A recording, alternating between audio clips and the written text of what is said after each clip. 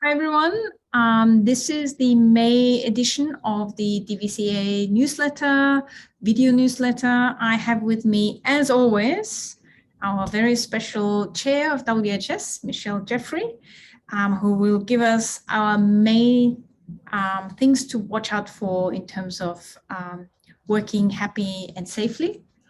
And then I welcome Penny Husman, who heads our student wellbeing group. And Penny will talk about some of the services student wellbeing provides and how you can contribute in looking after our students, make sure that they're happy and healthy as well. So from my perspective, what I wanted to cover was a little bit of the flexible working progress. So there is now a framework around flexible working, as you know, that discusses flexible working, not just do I have to work on campus or can I work from home, but a bit of a broader idea of when do I work? Is it important that I work 9 to 5, or do I need to work later, or can I work later, or do I need to work earlier? And where do I work? And with the location, I think it is about, yes, is it on campus? Is it off campus? Could also be the city campus for some pieces of work. It could be on campus, but not in your office. Or, as I said, it could also be at home, working from home. So broadening that understanding of flexibility a little bit. And then thinking about the type of work that we do. Is this work that's best done alone? Because it's writing a report, and if it's that type of work, is that best done in the office? Is it best done at home or somewhere else? Equally, if it's a collaborative piece of work where I need to engage with other people, what's the best way of doing that? And finally, if it's a service-facing piece of work, what are the times that I need to do that amount of work, because our customers, are most active in that piece of time, and where do I do that work? Is it walk-in customers or is it online customers as well? And to that extent of that framework, what we're looking for is expression of interest for a flex champion. So a member of staff, and we're looking for 2 nominees or 2 positions, or multiple nominees, a member of staff who is willing to be trained and then is willing to chat with their colleagues about this flexible framework, maybe discuss some of these aspects that are just briefly summarized. And just to reassure you, that member of staff is not required to advocate for staff or to negotiate with managers at all. It's really more about an educational role to talk about flexible working. So if you're interested in this, please email me, maybe with a just very short description, a couple of sentences on why you would like to do that, and then I'll just then make some form of decision in terms of the Flex Champion. In terms of update for recruitment of DVCA, I think we're now in the final curve of in the final part of finishing off recruitments. I know for the Dean of Students, I think we're almost there.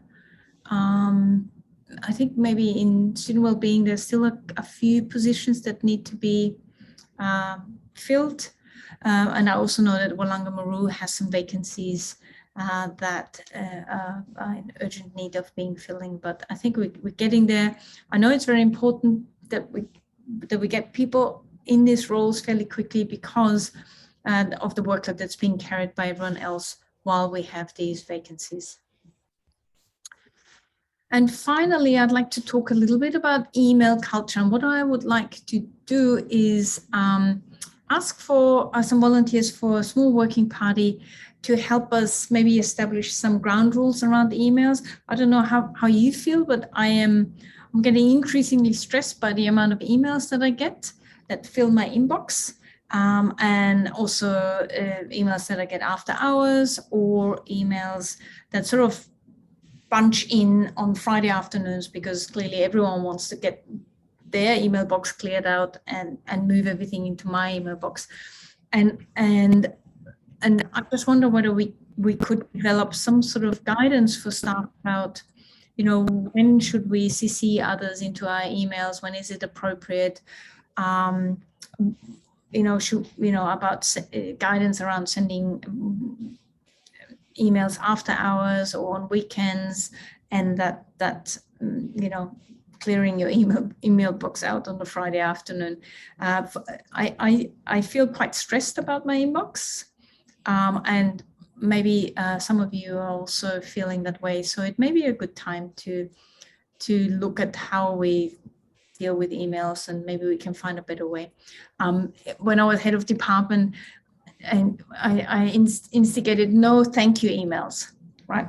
Let's just assume we're very thankful to our colleagues, but we don't have to send a thank you email, because that's just one more email that I write and one more email that someone else has to open. But I don't know whether that's necessarily going to go down really well. So if you're interested in forming a small working party to develop those standards, again, email me. Oh no, don't email me. Send me a letter by post, and I'll look at that. So with that, I'm very happy to hand over to Michelle to tell us about May and what we're meant to do in May. Thank you, Mariella. People might have noticed there's been a lot of construction going on around the university, and that's meant a lot of us are moving to a different location. We're moving a lot of furniture around, we're setting things up, and sometimes we're just moving equipment and things as deliveries come in the normal course of our duties, even if we're not moving offices. So I'd like people to have a bit of a think about what they need to do and how they should be handling equipment. One thing you might like to do is to log on to Workday, where you can refresh your manual training, and that's giving you a lot of tips and pointers there that can help you make sure you don't fall in the trap of hurting yourself when you're trying to lift something. You should really make a plan for when you're going to do any manual handling. Think about how you're going to lift it, and if you need help, don't just go and bend over and pull it up. Ask for help if you need it, and use trolleys where they're needed. Just bear in mind when you're lifting something that your feet should be wide apart and your shoulders should be up straight, that you need to have a good base of support. You sometimes use a secure grip and just test a lift before you actually lift it too high to see if it is something that you can do or if you need assistance with it. It's important that you maintain a good posture and you're lifting through your legs and not through your back or through your arms and shoulders. And if you stick by that, that can help you to lift things safely. There's a WHS manual handling guide on SharePoint for work health and safety that I recommend people have a look at for a refresher as well. And there's also a really good video that only goes for 3 minutes that will be sent out with these minutes. It's been made by the Early Childhood Education team, and they've got a really good video there on manual handling. And you can also print off the manual handling, lifting and carrying safe work instructions and put that on your notice board as well. And the link to that those instructions will also be sent out with the minutes from today. So that's it for me. Thanks. Great, thank you, Michelle. And I'll hand over to Penny. All right, thanks, Mariella, and thanks, Michelle. So I just wanted to give everyone a reminder about what services for students live under the Student Wellbeing umbrella. Obviously, this is a really busy time, lots of students feeling stressed, anxious about exams and end of session. So it's always a good time, I think, for all staff just to know what they can refer students to. So first up, we have our accessibility services for students with disability or health condition that impacts their study. And this service provides adjustments to study for individual students, as well as group support through the Skill Shops program. We have psychological supports, which include individual and group therapy options, as well as online or digital mental health support. We've got social supports, such as information and referral about things like finances, financial hardship, tenancy, legal, Centrelink, those kinds of things. And finally, we have safety support. And this is for students who might report that they're affected by safety issues or unwanted behaviour. For instance, harassment or bullying, online harassment, sexual harassment, or sexual assault. If you're concerned about a student, the best way to flag this with us at Wellbeing and to get us to ask us to follow up is to submit a care report. So you can just Google Macquarie Care Report and you will find that page. Once you submit that report, our wellbeing staff will get in contact with the student just to assess what's happening and work with them to really plan next steps.